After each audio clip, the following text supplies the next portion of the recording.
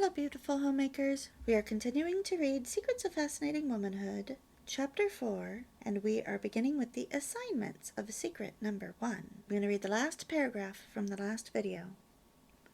Our time is almost up. Now I'm going to hand you out a list of your 3 assignments for this lesson.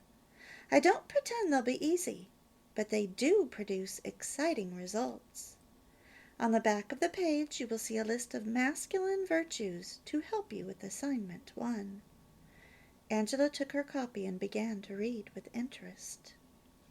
Assignments. Secret number 1. Assignment 1. Make a list of all your husband's masculine virtues. Read them every morning and night. Continue this until you have committed them to memory. Assignment 2. Forgive him in your heart for all the times he has hurt you in the past. Ask God to help you. Assignment 3. Then say the following to your husband, touching him as you do so. I'm glad you're the kind of man you are. I haven't always appreciated you in the past, and I've made some silly mistakes. I'm sorry. And I'm glad you haven't let me push you around. I'm glad you're the way you are. From now on, I'm going to try to be a wonderful wife for you. You can rephrase this statement with words that are more natural to you if you prefer, but do not lessen its impact.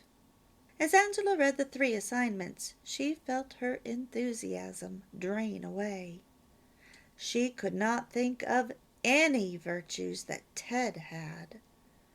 And there was no way she could ever bring herself to say the words in assignment 3. She would rather die first. Now complete these 3 assignments as soon as you can, preferably before this weekend. They are the foundation of FW. Do not be surprised if your husband breaks down and weeps when you've spoken the words in assignment 3. Many men weep after hearing their wives speak these words. But please be sincere and mean what you say. And if you feel you are unable to do assignment 3, write him a note. To close tonight's class, I've invited along Joanne and Beryl, who have already been through this course. They have very kindly agreed to share with us their experiences in applying this first secret. Joanne, will you come up first, and then Beryl? Joanne, a true experience. Marriage for me at age 20 was an arrangement in which I could begin to change my new husband into the man I wanted him to be, and get out of it all I could. I'd been taught that marriage is a 50-50 proposition, and I was to do all that I could to be sure that my part of the proposition was secured. 7 stormy years later, I began to view the shambles I had created.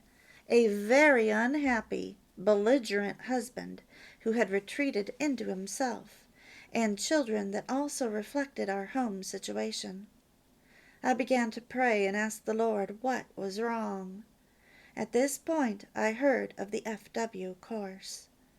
During the course, I sought to put into practice what was being taught, and saw my husband really begin to shower attention upon me. By the end of the course, our life together was sweeter and richer than it was on our honeymoon. Whereas before, I was occupied with his faults, now these same faults, somehow, were the points I could actually admire. I found myself in the freshness of a new love for him. He began to tell me for the first time in years that he loved me. Since then, our life together is continuing to improve and grow in love and friendship. For the first time, I feel satisfied and fulfilled as a woman, and grateful for the wonderful gift of womanhood God has given to me and all women. Beryl, another true experience from the files. My husband and I have been married 21 years. I had always thought we had a wonderful marriage, that is, for the first half of it. Then things began to happen. We have 7 children whom we love very much. But this was not enough to hold our marriage together. A friend had been trying to get me interested in fascinating womanhood, so in desperation I thought I would try. My husband at the time was planning to leave me. I had told him that I thought he should, as we had nothing in common any more. He was 200 miles away looking for a new job, so I had to work fast. The night he came home I applied the assignment to accept him and tell him so. I told him I would like very much a chance to prove to him that I would improve. He said nothing. The next night I asked him if he had thought about it, and he said yes, but he was convinced it wouldn't work. He was so discouraged, disillusioned, and unhappy that he thought the only thing to do was to go away by himself. I cried the whole night. The next morning he asked me if I really meant what I said, and I said yes. He told me that he had always loved me, that he didn't really want to leave, and that his boss had offered him a raise if he would stay. Then he held me in his arms as if he would never let go. I remember our first year of marriage, when he kissed my feet and called me his little angel. I wonder how I could have been so foolish as to let him down as I did. But I feel very blessed to have been given another chance. Thank you so much, Beryl, and you too, Joanne, for coming along tonight and sharing your experiences with us. My eyes fill with tears of joy when I hear such experiences. Good night, everybody. See you again next week. When Angela arrived home, the house was neat and tidy, and the children were asleep in bed. Her mother was doing the ironing while watching TV. Angela felt her spirits lift a little. "How did it go, dear?" "It was very good, Mum.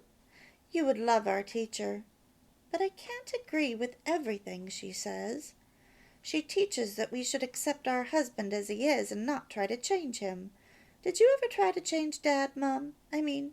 Try and make him into a better man?" "Well, Angela, as you know, your father was a kind-hearted man, and I did resent being left at home while he was off helping everybody else. People took advantage of him sometimes. Yes, I suppose I did try and change that side of him. But he never did change. Looking back now, I can see that I was selfish. I was the one who needed to change. Yes, I might have been a bit hard on Ted at times, too. Thanks for babysitting, Mum. It was nice to know you were here looking after things." After her mother left, Angela felt too stimulated to go to bed, so she found a pad and pen and sat at the kitchen table and began her first assignment. She doubted that she would find any good points about Ted. She turned over the assignment sheet and began to read the virtues that were listed on the back.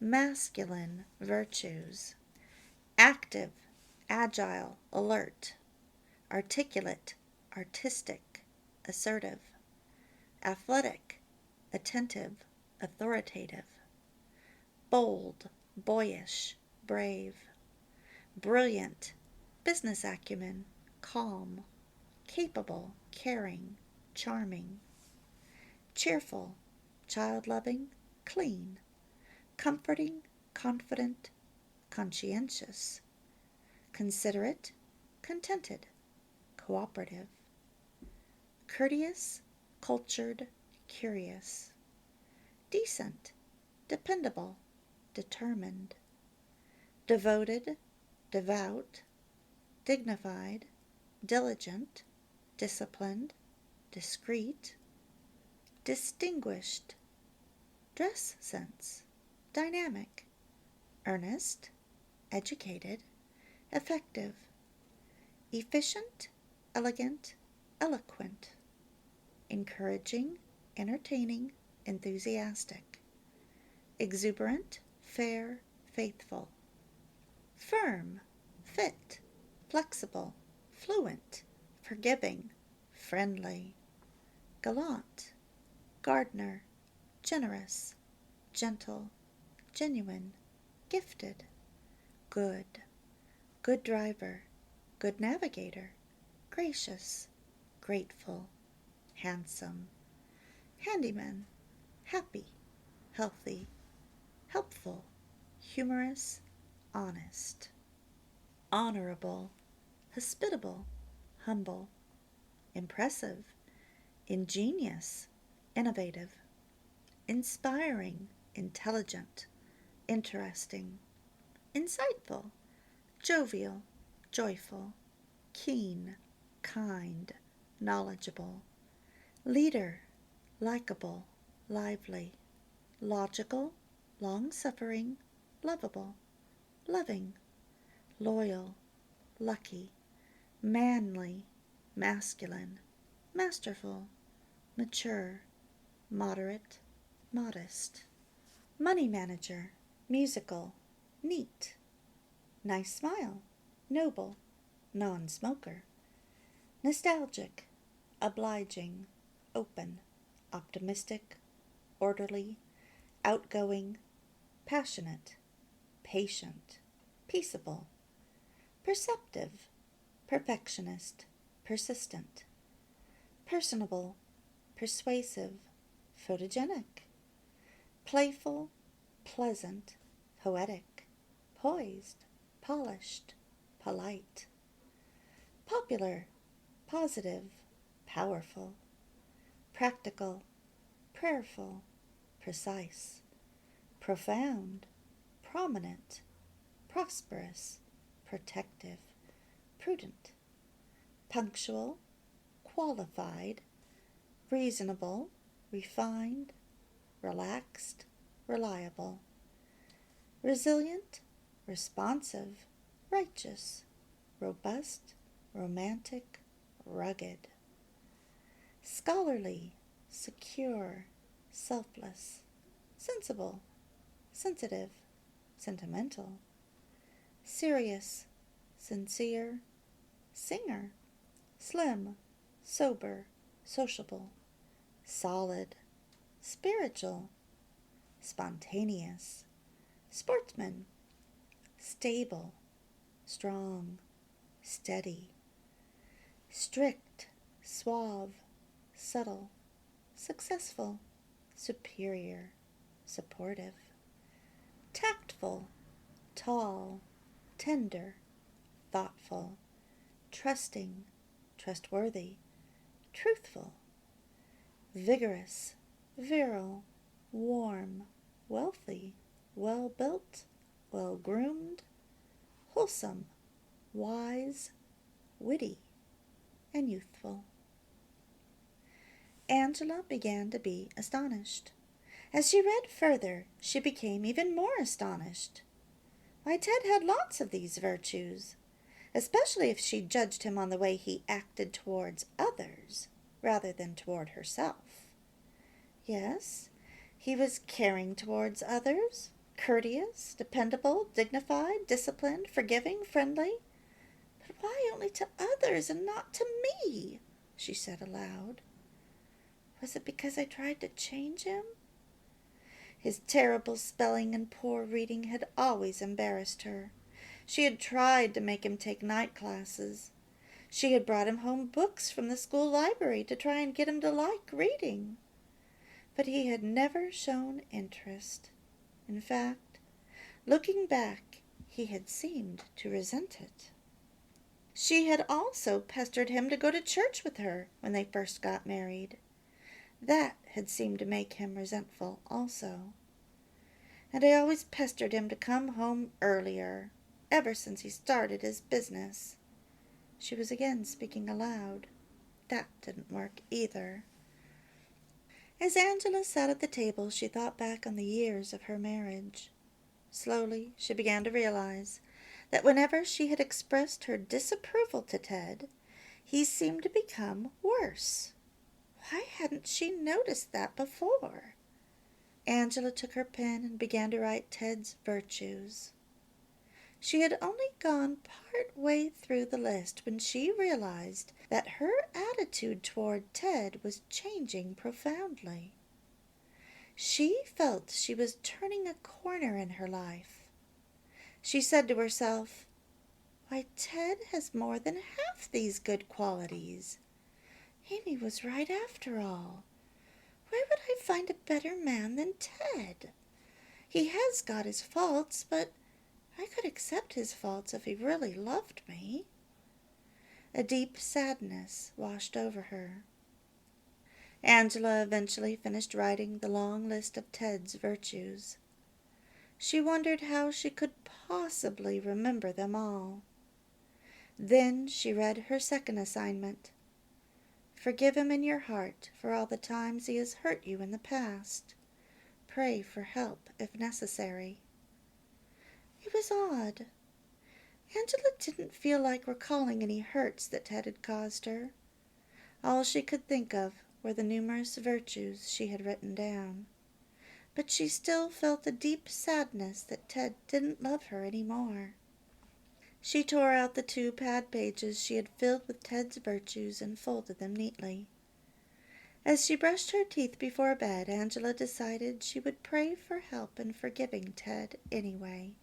So she went into Tiffany's empty bedroom, closed the door, and knelt on the carpet in the dark, and prayed audibly in a whispering voice.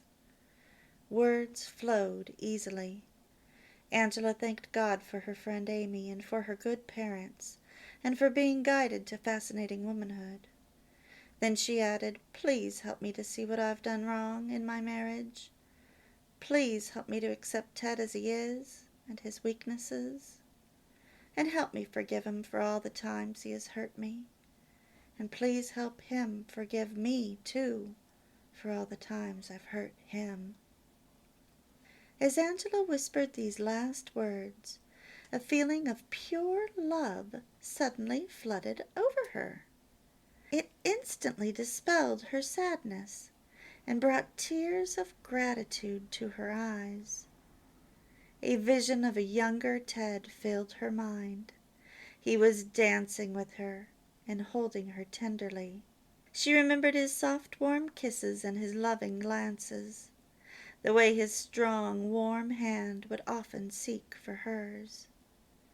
For the first time in years, love for Ted welled up in Angela's heart.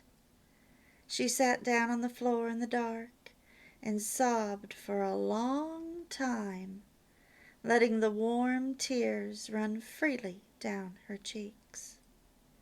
Although it was dark, Angela felt as if she had emerged into sunlight and blue skies after being lost in a dark underground cave for months.